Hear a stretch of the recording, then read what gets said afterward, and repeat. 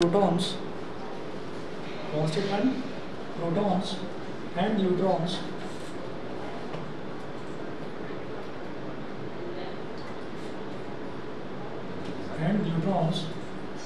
and to separate them to such a large distance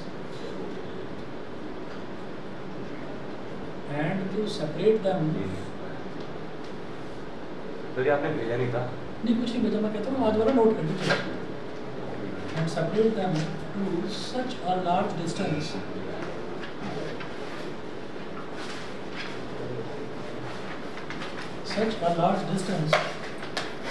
that they may not interact with each other.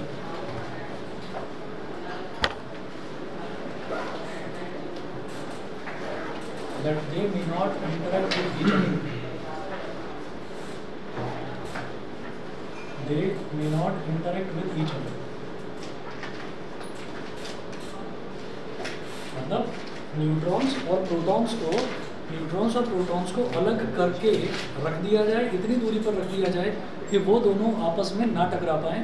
तो उसमें जो energy चाहिए होती है उस एनर्जी को ही हम बाइंडिंग एनर्जी बोल देते हैं। ठीक है, अच्छा, बाइंडिंग एनर्जी का आपको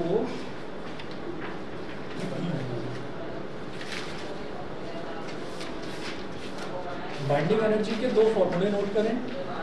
पिछली क्लास में कहाँ तक है? पहली क्लास में मैंने पैकिंग फ्रैक्शन तक करवाया, पैकिंग फ्रैक्शन तक। उसके मैं सारे नोट्स दे दूंगा, थ्योरेटिकल पोर्शन के सारे नोट्स मिल जाएंगे। आज न्यूमेरिकल करवाने वालों तो ये वाला पोर्शन आप नोट कर दो। आज इसको उत्कर्ष को आना चाहिए था, मैंने कॉल करा था, पूछ रहा था न्यूमेरिकल के लिए। अच्छा, ऑनलाइन आ गया। हाँ ऑनलाइन, अच्छा ऑनलाइन, चलिए ठीक है ठीक है। चलिए जी, इसके बाद इसको कैलकुलेट कैसे करेंगे वो देखते हैं। पहले आप नोट करें nuclear fission.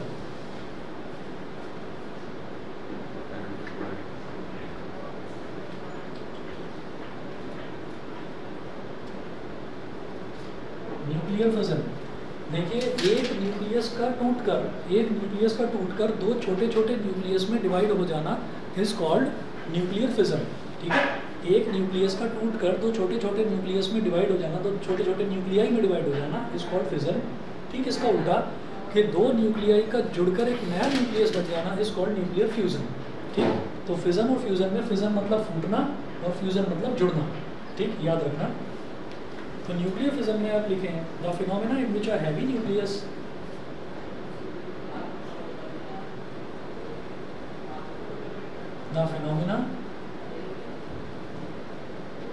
in which a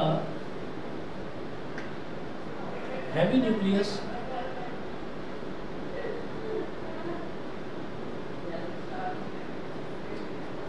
bracket में मेंशन कीजिए A greater than 230 when excited splits into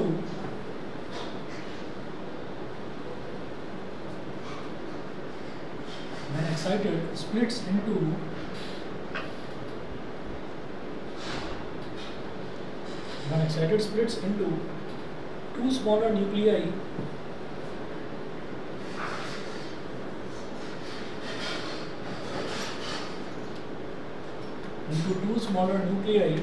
of nearly comparable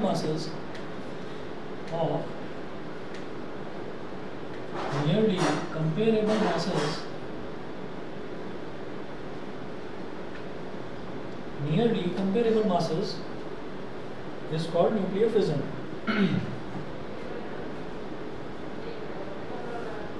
is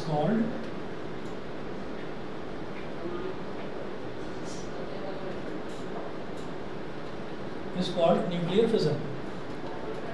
अच्छा, इसके बाद हम इसमें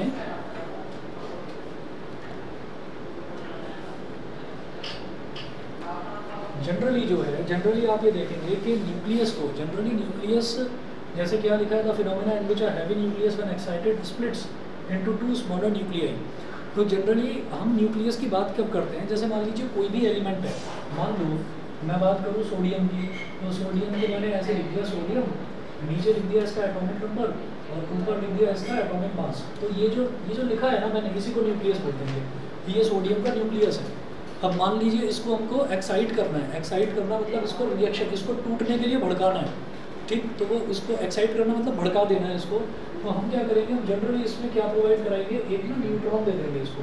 तो न्यूट्रॉन से इसका क्या बम्बार्डमेंट करवाया जाता है, मतलब न्यूट्रॉन से इसको धीरे धीरे धीरे धीरे इस पर स्ट्राइक करता है, वो स्लोली बम्बार्डमेंट करता है। तो धीरे धीरे उसको एक्साइट करेगा तो वो दो छोटे छोटे न्यूक्लियाई में डिवाइड हो जाएगा, टूट जाएगा। तो न्यूट्रॉन को बेटा ऐसे लिखते हैं 0 और 1। 0 का मतलब क्या हो गया, 0 का मतलब ये है कि उसके अंदर प्रोटॉन नाम की तो कोई चीज़ होगी ही नहीं, वो तो न्यूट्रॉन है, तो इसलिए नीचे 0 लिख दिया, ऊपर 1 लिख दिया। अच्छा, 2-3 चीज़ें और इसमें इंपॉर्टेंट आपको नोट करनी है। जो हाइड्रोजन होता है,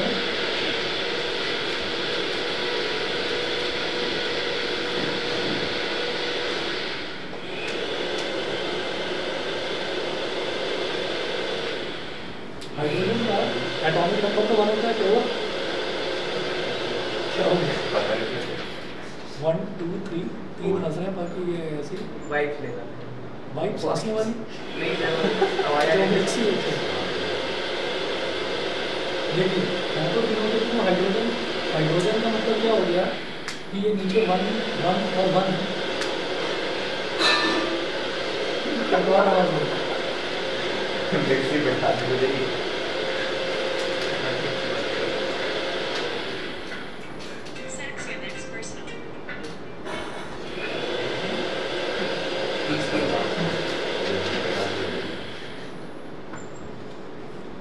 ड्यूटेरियम,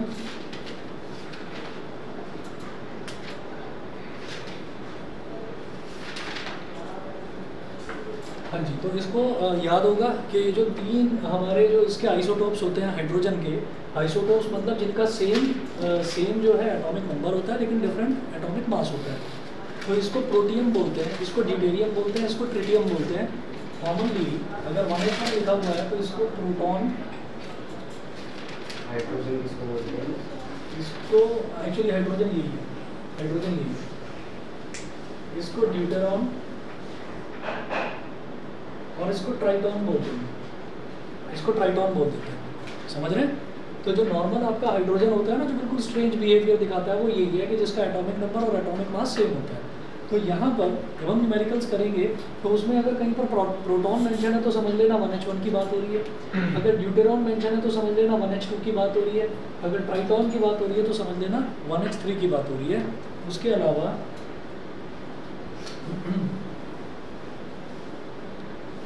अगर 2He4 ये कहीं पर लिखा हुआ है तो समझ लेना ये क्या है, अल्फा पार्टिकल, अल्फा पार्टिकल। अब पॉजिटिवली चार्ज हीलियम आयन, उसी को तो हम अल्फा पार्टिकल बोल देते हैं, ठीक है? तो 2He4 को हम अल्फा पार्टिकल, हाँ जी, हमारा 1H1 ही हाइड्रोजन होता है ना, 1H1 ही हाइड्रोजन होता है। और उसके ये जो 3 अलग अलग आइसोटोप्स हैं ना, पहले आइसोटोप को बोलते हैं प्रोटियम, दूसरे को ड्यूटेरियम, तीसरे को ट्रिटियम। प्रोटियम को प्रोटॉन बोल दिया है यहाँ पर, ड्यूटेरॉन भी बोल देते हैं, उसको ट्राइटॉन भी बोल देते हैं, ठीक है? और जब भी कभी न्यूक्लियर फिजन करवाते हैं तो जनरली हम क्या करते हैं कि 1 2 या 3 न्यूट्रॉन से स्लोली बम्बार्डमेंट करवाते हैं उसका। तो इसका ना एग्जांपल देख लीजिए फिजन का, एग्जांपल देख लीजिए कि जैसे यूरेनियम है,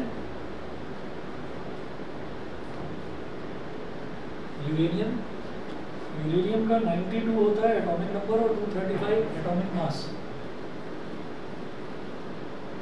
235 होता है एटॉमिक मास। इसमें हमने एक न्यूट्रॉन को ऐड करवा दिया, बम्बार्डमेंट करवाया एक न्यूट्रॉन से, तो क्या मिलेगा, जीनन मिलेगा, जीनन 54 140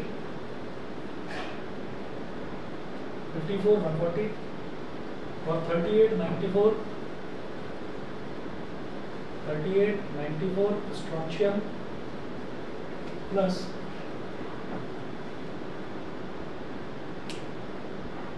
2 न्यूट्रॉन्स, ठीक है?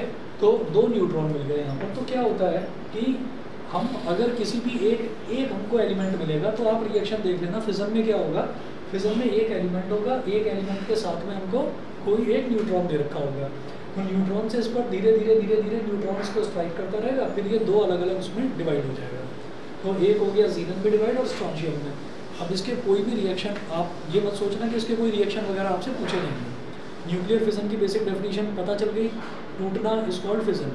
अब एक डेफिनेशन देख लीजिए फ्यूजन की, फिर इस पर क्वेश्चंस देखेंगे, क्वेश्चंस बनेंगे कैसे, और सारे सीबीएसई वाले बेरियम और क्रोमियम में जो होता है उसमें भी हो जाता है डिवाइड। दूसरा एग्जांपल बेरियम वाला भी दे रखा है, वो ये है यूरेनियम 92।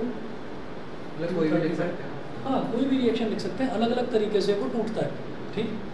और आप बेरियम और क्रिप्टन वाला होगा आपका, है ना, वो देख लीजिए। ये हो गया 0N1। मतलब इसमें दिमाग में ये मत रखना कि मेरे को पता नहीं कितने सारे रिएक्शंस याद करने पड़ेंगे, नहीं, कोई एक दो रिएक्शन एग्जांपल के तौर पर अगर डेफिनेशन पूछ ली जाए तो, जबकि इसमें चांस बनते हैं न्यूमेरिकल के, तो वो मैं अभी बताता हूँ। 56 बेरियम 141 36 92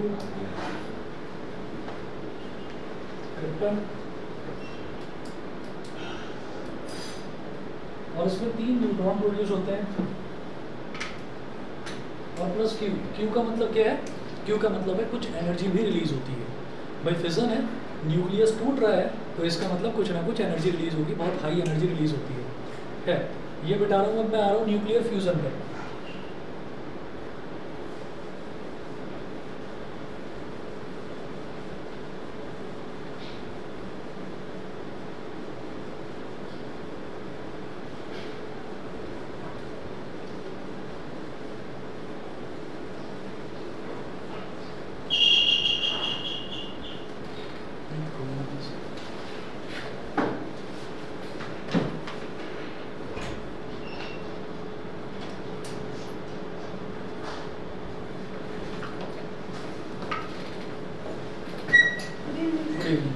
बेटा बंद कर देना प्लीज, कर दो। न्यूक्लियर फ्यूजन देखिए,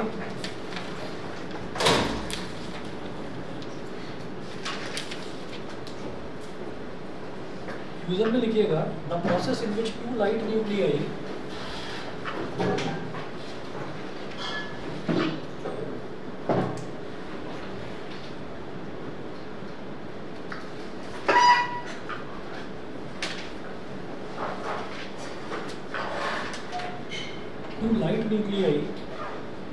combine at extremely high temperature,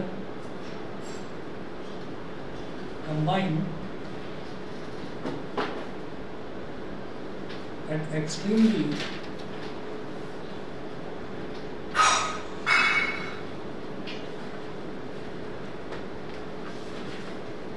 high temperature to form a single heavier nucleus.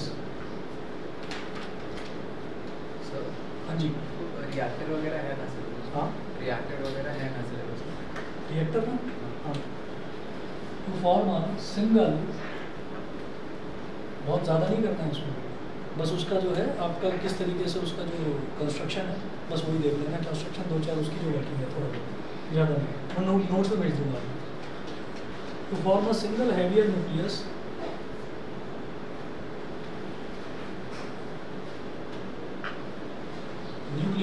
is called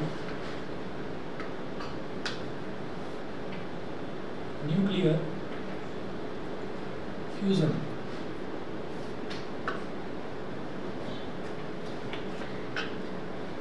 तो ठीक इसका उल्टा कि जहाँ पर हमको 2 छोटे छोटे न्यूक्लियस जो हैं वो कंबाइन करके एक बड़ा न्यूक्लियस बन जाए, उसको मैं बोलता हूँ न्यूक्लियर फ्यूजन। तो इसका आप एक एग्जांपल देख लो।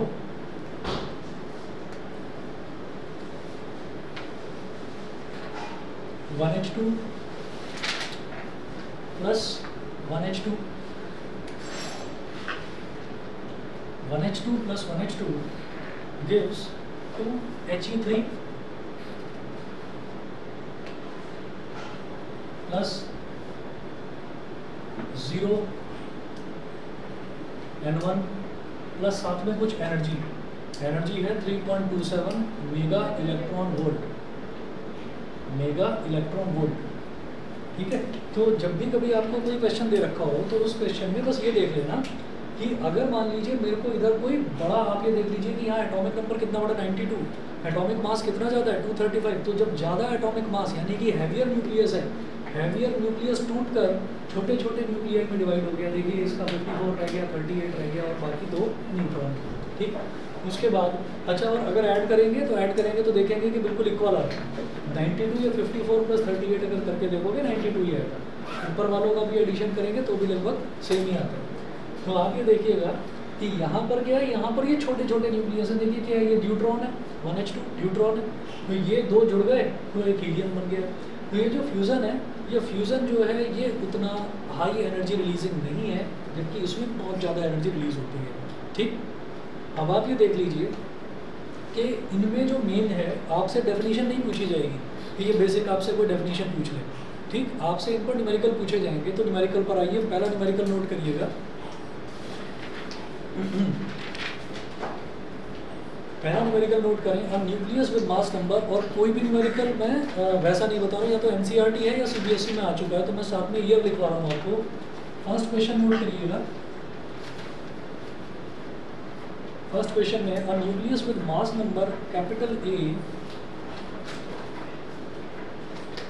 Nucleus with mass number capital A is equal to 240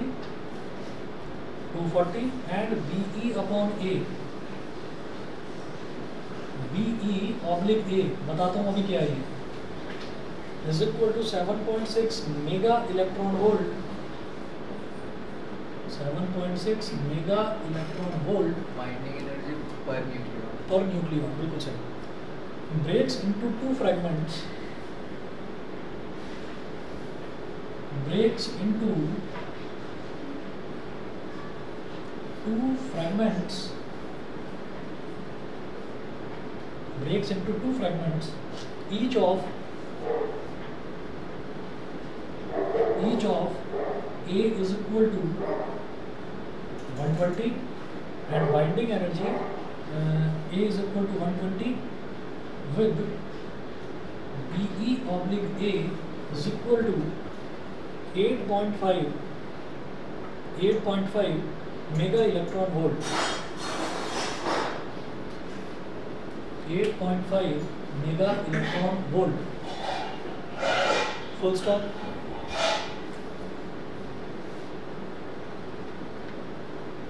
calculate the energy released, calculate the energy released. देखिए हमें ये ध्यान रखना चाहिए कि अगर मान लीजिए ये हमारा मेगा इलेक्ट्रॉन वोल्ट है, तो कैपिटल M का मतलब हो गया 10 की पावर 6, स्मॉल m का मतलब 10 की पावर -3, k का मतलब 10 की पावर 3, ये सब तो पता है।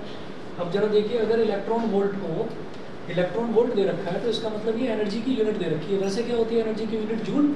इसको जूल में कन्वर्ट करना है तो क्या करना है, सिर्फ 1.6 × 10 की पावर -19 में कन्वर्ट कर देना है, वो भी तब जब मुझसे पूछा जाए। नहीं पूछा जाएगा तो मैं मेगा इलेक्ट्रॉन वोल्ट में ही रिजल्ट निकाल दूंगा। अच्छा, अब ये है कि BE oblique A का मतलब क्या है? Binding energy. कौन सी एनर्जी होती है? बाइंडिंग एनर्जी ये है कि आपने न्यूक्लियस को आपने क्या करा कि उसमें से आपने प्रोटॉन्स और न्यूट्रॉन्स को निकाल के अलग अलग कर दिया। अभी प्रोटॉन्स और न्यूट्रॉन्स तो न्यूक्लियर फोर्स की वजह से, न्यूक्लियर फोर्स दुनिया की सबसे ताकतवर फोर्स न्यूक्लियर फोर्स होती है, ग्रेविटेशनल और इलेक्ट्रोस्टैटिक फोर्स से भी ज़्यादा ताकतवर।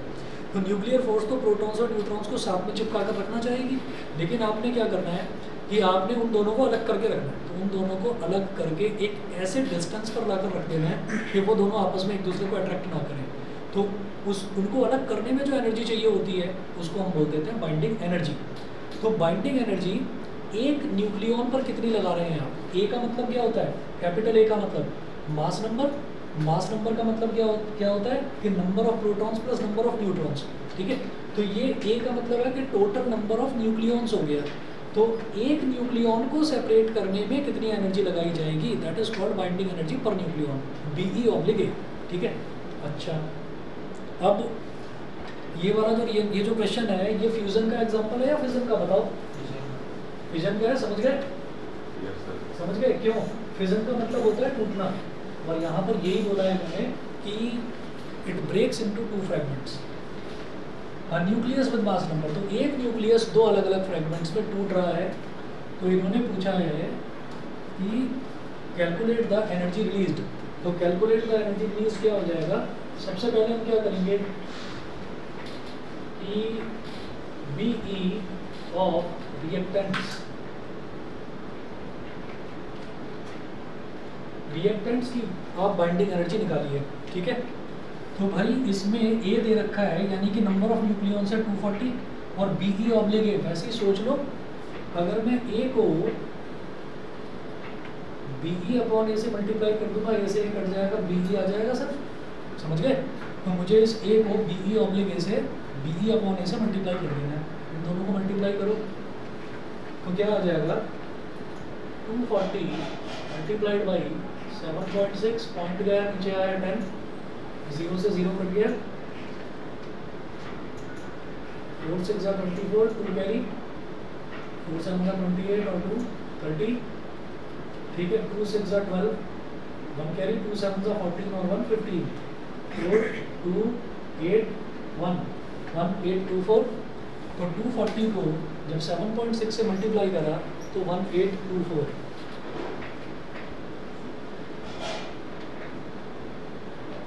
1824 मेगा इलेक्ट्रॉन वोल्ट ये आ गया। उसके बाद क्या करना है, ये तो बाइंडिंग एनर्जी ऑफ रिएक्टेंट्स हो गया। फिर बताइए जी binding energy of products. Reactant में एक ही चीज थी, लेकिन प्रोडक्ट्स में क्या है, प्रोडक्ट्स में it is splitting up into 2 fragments, तो 2 टुकड़े हैं, फ्रैगमेंट्स का मतलब टुकड़े। तो इन्होंने बोला it is splitting up into 2 fragments, each of A is equal to 120 with B oblique A is equal to 8.5। तो क्या होगा, ये प्रोडक्ट्स में, प्रोडक्ट्स की जब मैं बाइंडिंग एनर्जी निकालूंगा तो क्या हो जाएगा 120 मल्टीप्लाइड बाई 8.5, बिल्कुल सही, 120 मल्टीप्लाइड बाई 8.5, पॉइंट गया नीचे आया 10, ठीक है। 1 0 से 1 0 कट गया और मल्टीप्लाई करेंगे 2 से। क्यों करेंगे, बिकॉज 2 टुकड़े हैं, एक टुकड़े की उन्होंने बोला ईच का इतना है, तो 2 का कितना हो गया, 2 से मल्टीप्लाई कर दो, समझ गए। फिर क्या होगा, ये हो गया बेटा मेरे पास 12 2 24। अब क्या करना है, 24 इंटू 85 कर दो, 4 5 20, 2 कैरी, 4 8 32 और 2 34, 3 कैरी, क्रॉस लगाइए, 2 5 10, 1 कैरी, 2 8 16 और 1 17, 0 4 3 + 7 10, 1 कैरी आ गया, 2 0 4 0,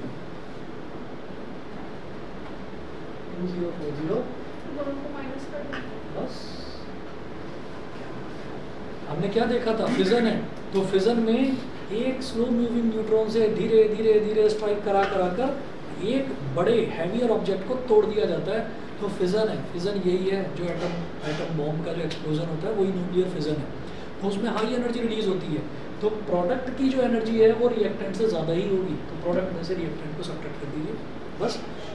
भाई प्रोडक्ट में हमारे पास था क्या, हमारे पास 5 जूल की एनर्जी प्रोवाइडेड, हमारे पास 5 जूल की एनर्जी थी, हमने फिजन करवा के उसको 15 जूल में कन्वर्ट कर दिया, तो एनर्जी कितनी रिलीज हुई, 15 - 5, बस खत्म। तो आप क्या कहेंगे, therefore energy release is equal to BE of products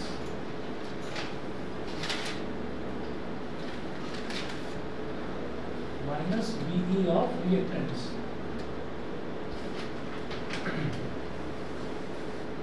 ठीक है, ज़्यादातर में ये एनर्जी रिलीज ही पूछा जाता है। अच्छा, इस एनर्जी रिलीज को बेटा क्यों बोल देते हैं, क्यों, हाँ एनर्जी रिलीज को कैपिटल क्यों बोल देते हैं। तो BE of products minus BE of reactants कितना हो गया, 2040 माइनस 1824, 10 - 4 6, इधर 3 - 2 हो गया 1, और इधर 10 - 8 2, 216 हो गया मेगा इलेक्ट्रॉन वोल्ट। ठीक है जी, यहाँ पर नोट करिए 2016, ये 2016 में आया था। तो एक ऐसे क्वेश्चंस आते हैं, दूसरा नोट करें,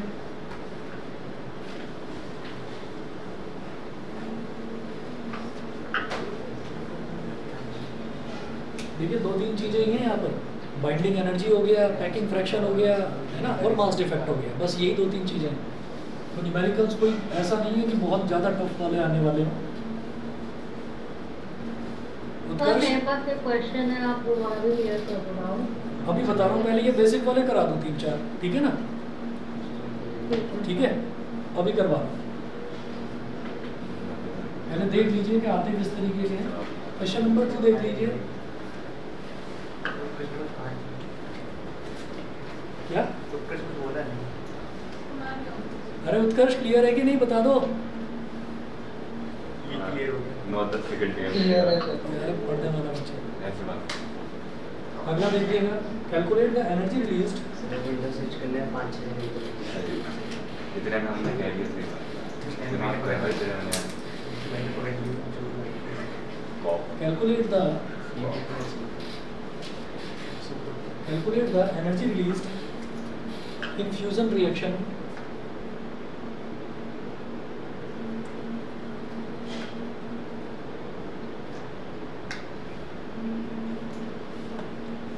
fusion reaction 1H2 1H2 1H2 plus 1H2।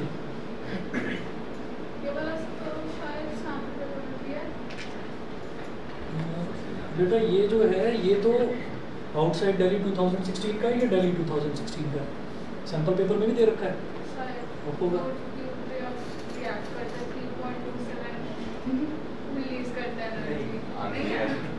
7.73।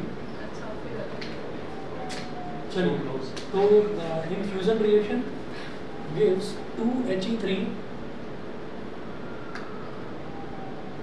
2He3 plus N का मतलब बेटा 0N1 होता है, न्यूट्रॉन होता है, ठीक है। अब जरा देखिएगा, where BE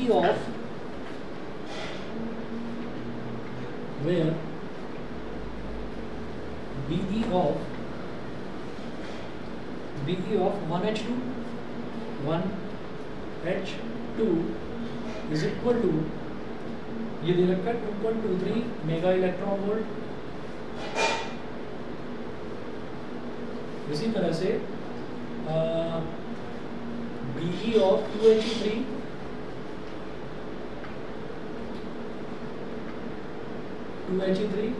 is equal to 7.73 mega electron volt. 7.73 mega electron volt.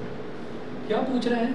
वही चीज़ जो पहले पूछी जा रही थी, क्या कैलकुलेट द एनर्जी रिलीज। तो एनर्जी रिलीज पूछी जा रही है यहाँ पर भी, और अंतर क्या है, बाइंडिंग एनर्जी इधर भी दे रखी थी, बाइंडिंग एनर्जी इधर भी दे रखी है। यहाँ पर क्या था, बाइंडिंग एनर्जी पर न्यूक्लियन दे रखा था, तो इन दोनों को मल्टीप्लाई करके निकालना पड़ा हमको, इन दोनों को मल्टीप्लाई करा। यहाँ सिर्फ बाइंडिंग एनर्जी दे रखी है, मतलब ये मल्टीप्लिकेशन वाला काम भी मेरा आसान कर दिया इन्होंने, समझ रहे हैं। तो बाइंडिंग एनर्जी दे रखी होगी और बाइंडिंग एनर्जी से मैं वो आपका एनर्जी रिलीज निकाल लूँगा। तो अब आप ये देखिएगा कि यहाँ पर energy released is equal to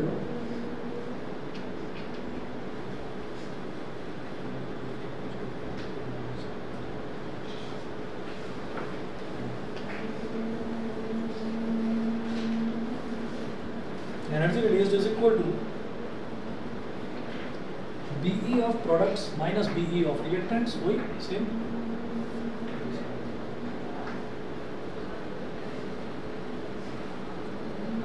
इसका आंसर 3.27 तो आ रहा है। 3.27 आंसर नहीं, जिसने कुछ बोला था कि एनर्जी दे रखी थी शायद, है ना। उसमें निकालना था हो सकता है साल तक वो बल्ब, मतलब पावर दे रखी थी किसी बल्ब की और उसको जलाना था। चलो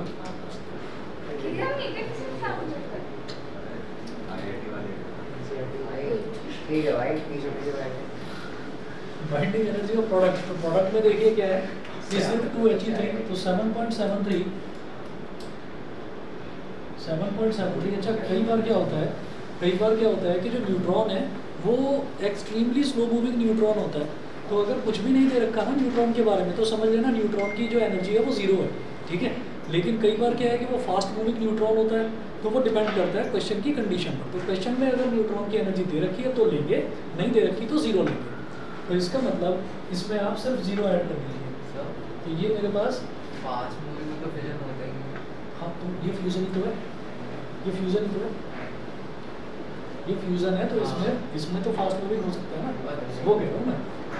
यहाँ पर देखिए ना, 2 जुड़कर 1 बना है, इसलिए 7.73 + 0 minus binding energy of reactants देखिए बेटा 1H2 1 है, 1H2 2 है, तो 2.23 × 2 करना पड़ेगा, ठीक है।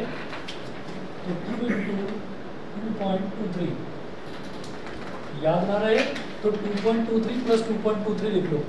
2 × 2.23 क्यों कर रहा है, क्योंकि ये जो मेरे पास ड्यूट्रॉन है, ये ड्यूट्रॉन 2 है, ठीक। तो ये क्या हो गया 7.73 माइनस 2 × 3 = 6, 2 × 2 = 4 और 2 × 2 = 4, तो कितना आ गया 13 - 6 हो गया बेटा 7, 13 - 6 है कितना 3.27 मेगा इलेक्ट्रॉन वोल्ट। चलिए जी, इसके बाद अगला क्वेश्चन नोट करिएगा।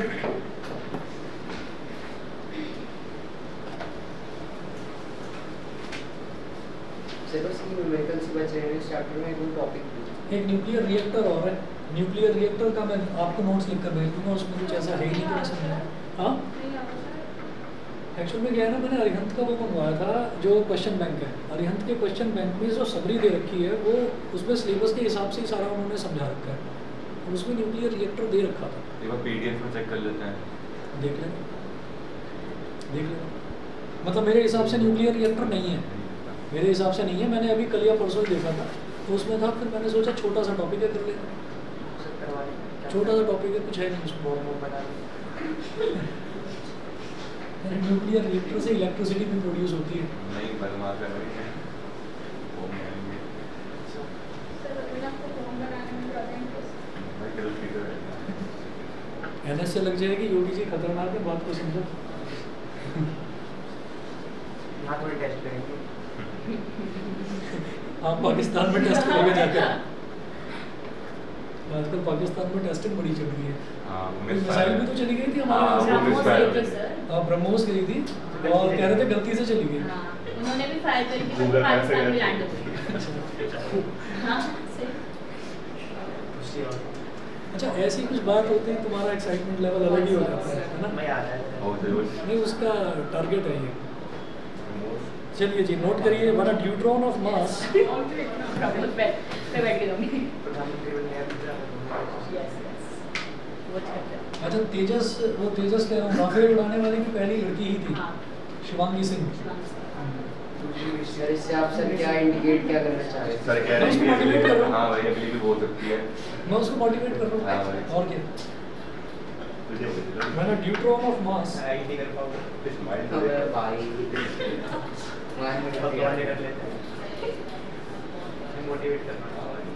मैंने deuteron of mass 2.0141 AMU 2.0141 AMU समझते हैं ना, atomic mass unit, atomic mass unit जिसको यू बोल देते हैं, सिंपली यू भी बोल देते हैं।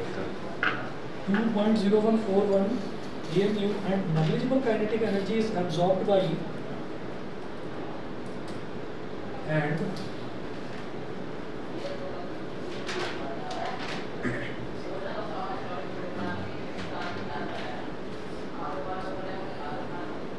negligible kinetic energy is absorbed by a lithium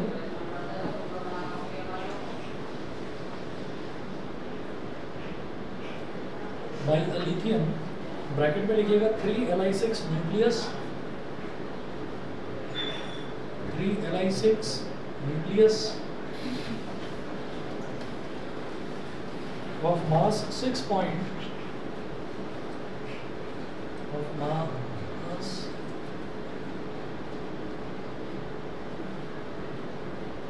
6.0155 AMU. The compound nucleus disintegrates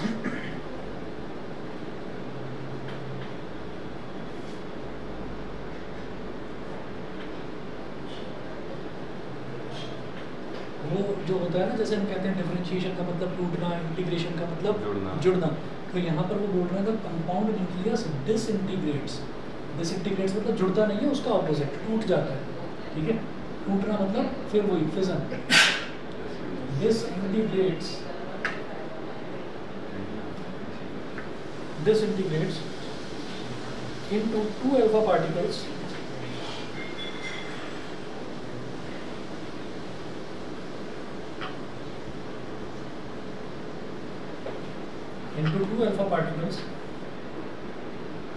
each of mass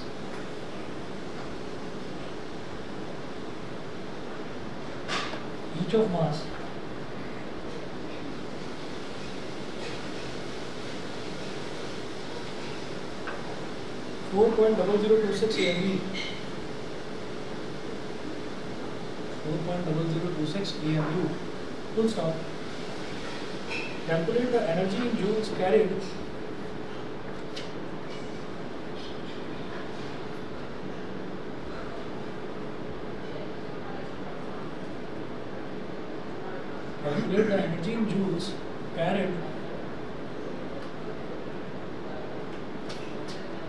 by each alpha particle carried by each alpha particle. अच्छा, bracket में यहाँ पर दे रखा है 1 AMU is equal to 1.66 into 10 की power -27 1.66 into 10 की power -27 kilogram. तो अब आपको क्या करना है इसमें, आप ये देखिएगा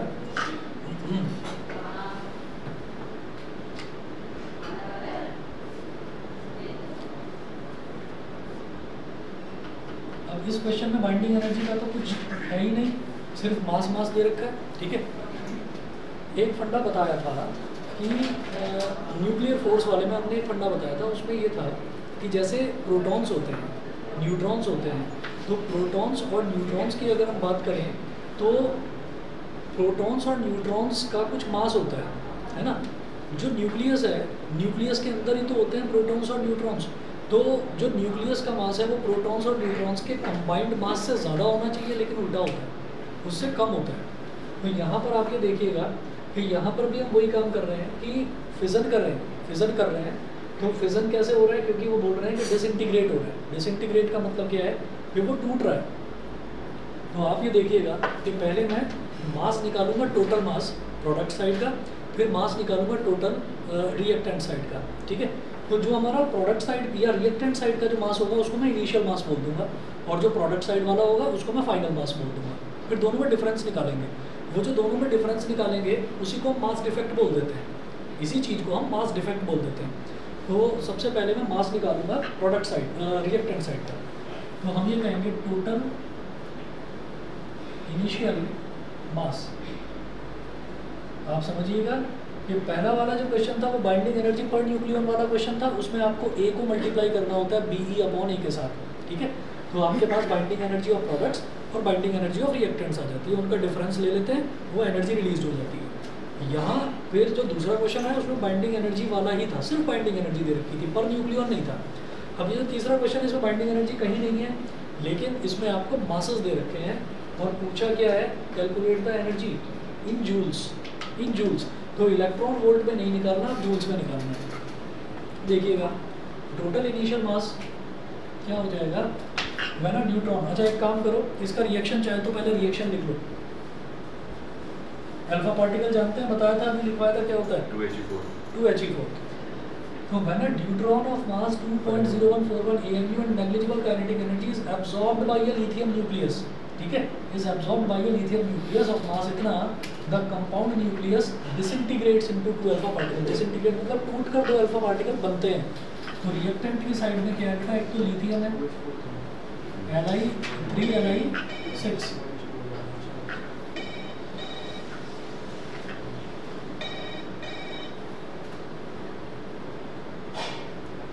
एक तो लिथियम है, और लिथियम में किसको स्ट्राइक करा रहे हैं, न्यूट्रॉन को। न्यूट्रॉन बोलो क्या होता है 1H2। तो ये दोनों हमारे क्या हो गए, ये रिएक्टेंट्स हो गए। अब टूट कर क्या मिल रहे हैं, 2 अल्फा पार्टिकल्स, तो क्या लिखोगे 2He4 plus 2He4 plus 2He4 और प्लस Q लिख दो यहाँ पर। Q का मतलब क्या है, एनर्जी रिलीज हो रही है साथ में, समझ गए। ठीक, अच्छा, ज़रूरी नहीं है रिएक्शन लिखना, आप वैसे भी समझ कर कर सकते हो, उन्होंने बोला नहीं था। अब देखिएगा फ्यूजन में हम 1 से 2 बनाते हैं, फ्यूजन में 2 से 1 बना देते हैं, है ना? इसमें मतलब देखिए हम फिजन जो है, इसमें क्या हाँ इसमें क्या इसमें फिजन फिजन क्या है कि आप ना 1 से 2, 2 से 1 से भी ज़्यादा बढ़िया आप क्या समझेंगे, आप ये समझेंगे कि यहाँ पर जो हैवी न्यूक्लियस है वो छोटे छोटे न्यूक्लियाई में डिवाइड हो गया है। हैवी न्यूक्लियस कैसे समझ में आता है भाई, इसका मास कितना है 6, तो छोटे छोटे में डिवाइड हो गया 4 और 4 हो गया, समझ गए? तो हैवी स्प्लिट्स इनटू 2 ऐसा हो गया। अच्छा, एक बात और बताऊंगा, इस रिएक्शन को पर्टिकुलरली इस रिएक्शन को मैं फिजन नहीं बोल सकता। क्यों? क्योंकि फिजन में एटॉमिक मास जो है वो 231 से ज़्यादा होना चाहिए। डेफिनेशन में देखिए लिखवाया है कि एटॉमिक मास जो है वो 231 से ज़्यादा होना चाहिए। तो बस ये समझ लीजिए कि फ्रैगमेंटेशन हो रहा है, बस इतना समझ लीजिए, ठीक? तो अब आप ये देखिएगा, when a neutron of mass इतना, यानी कि इसका मास दे देता है, काइनेटिक एनर्जी कुछ नहीं, और इसका मास कितना दे रखा है 6.0155, ठीक है? तो निकालिएगा टोटल इनिशियल मास,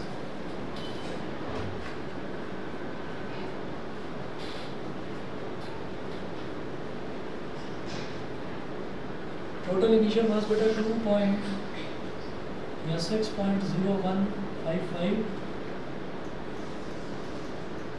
प्लस 2.0141, यहाँ नीचे लिख देना, ये लिथियम का है, यहाँ नीचे लिख देना ये न्यूट्रॉन का है, ठीक है? दोनों को ऐड कर दो, कितना हो गया 5 + 1 6, 5 + 4 9, 1 + 1 2 और 0 + 0 0 और 6 + 2, यही आ रहा है इतना AMU एटॉमिक मास यूनिट 8.0296, ठीक है? अच्छा, फिर करेंगे टोटल फाइनल मास, ऐसा वो कर रहे हैं क्या, हम पहले मास डिस्ट्रीब्यूट निकाल लेंगे, फिर उसे MC स्क्वायर नहीं निकालेंगे, दोबारा बोलो, उसमें MC बस स्क्वायर ये करना। टोटल फाइनल मास क्या हो गया 2He4 + 2He4, भाई एक का क्या दे रखा है 4.0026, 4.0026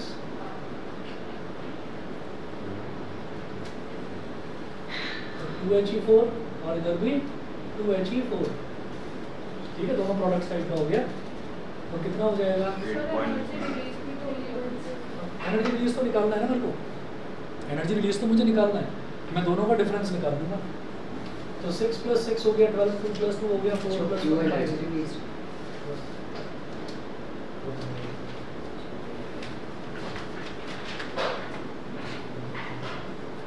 8.0052, ये आ गया।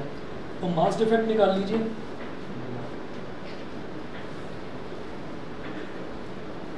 अब निकालेंगे मास डिफेक्ट। मास डिफेक्ट क्या हो गया, दोनों में जो डिफरेंस है वो डेल्टा है, मतलब मास डिफेक्ट। सर हमें तो बाइंडिंग एनर्जी निकालनी होगी ना, डेल्टा M × c² करके। हाँ, वही निकालना है।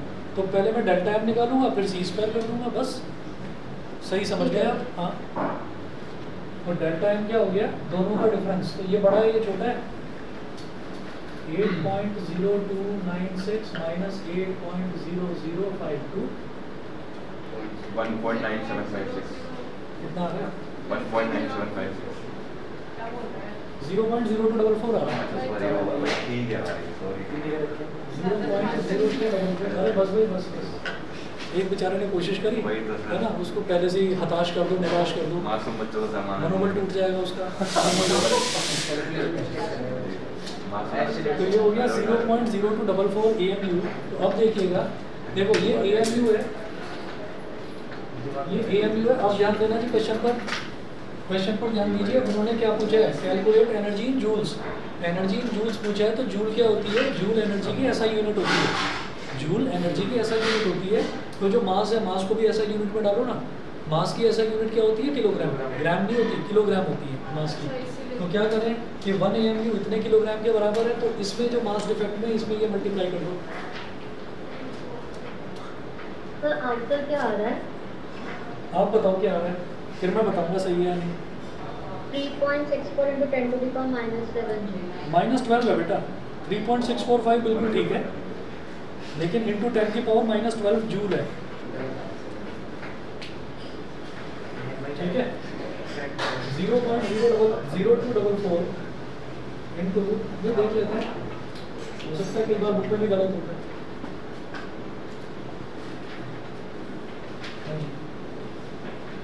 इसमें टाइम लगेगा तो उसी से कर दूँ सीधा कैलकुलेटर से। 0.0405 तो 0.240504 है। अच्छा चलो ठीक है, एक काम करते हैं, इसको करिए 0.0244 इंटू 1.66, बेटा ये आ रहा है 0.0405। फिर 04 भी आ रहा है। हाँ 0.040504 इंटू 10 की पावर -27 किलोग्राम हो गया आपके डेल्टा एम। अब एनर्जी रिलीज जो है -12 है। ऐश्वर्या चेक किया? सर हाँ मैंने एक जीरो आगे वाला जीरो एक लिखा नहीं था। चलिए देखिए, आ गया। ठीक है, E is equal to delta M C square. क्या है ये? आइंस्टीन मास एनर्जी इक्विवेलेंसी तो है, m इंटू सी स्क्वायर। तो डेल्टा एम लिया तो डेल्टा एम में क्या आ गया, डिफरेंस आ गया। तो डिफरेंस जो है वो एनर्जी रिलीज ही तो देता है हमको। तो delta M into C square is equal to 0.0400504 into 10 की पावर -27 इंटू 3 इंटू 10 की पावर 8 का स्क्वायर, ठीक है। और ये करने के बाद 0.040504 मल्टीप्लाइड बाई 10 की पावर -27। अच्छा ये वही है। ये फिर 3 का स्क्वायर क्या हो गया 9, और 10 की पावर 8 का स्क्वायर क्या हो गया 10 की पावर 8 को 10 की पावर 16। तो ये -11 हो गया, कर लो 0.364536। आंसर आ रहा है बेटा इसका 3.645।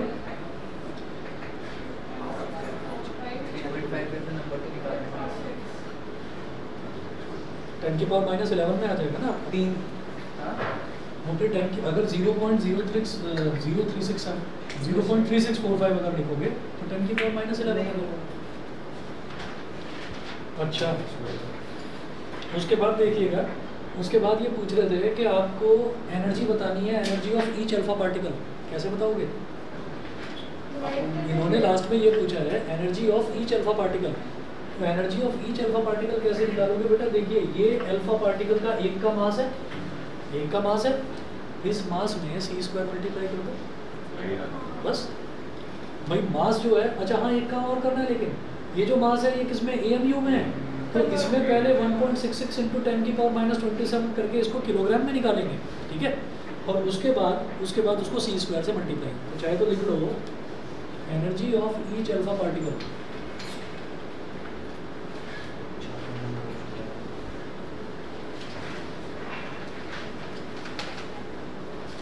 (4.0026 multiplied by 1.66 कन्वर्शन को दिया होगा ना AMU to kg का। हाँ AMU to kg का अब कन्वर्शन वो दे रखा होगा, वो दे रखा होगा। और इसमें कोई ऐसी दिक्कत नहीं है, चाहे तो इसको याद भी रखें, ठीक है। तो ये हो गया आपका AMU को आपने अगर इसमें मल्टीप्लाई करा तो ये आपका क्या बन गया, ये आपका जूल में किलोग्राम में कन्वर्ट हो जाएगा। और फिर उसके बाद में सीधा इसको 3 इंटू 10 की पावर 8 का स्क्वायर बड़ी बात। हाँ जी ठीक है जी। फिर न्यूक्लियाई में इतना ही है, और बाकी और रिएक्टर वाला आप नोट और कोई है नहीं, और इसमें है नहीं। न्यूमेरिकल्स में न्यूमेरिकल इसी टाइप के हैं, न्यूमेरिकल इसी टाइप के हैं। और बाकी जो है, जो न्यूक्लियर रिएक्टर वाला है उसका नोट्स बनाकर भेज दो, देख लीजिए। नेक्स्ट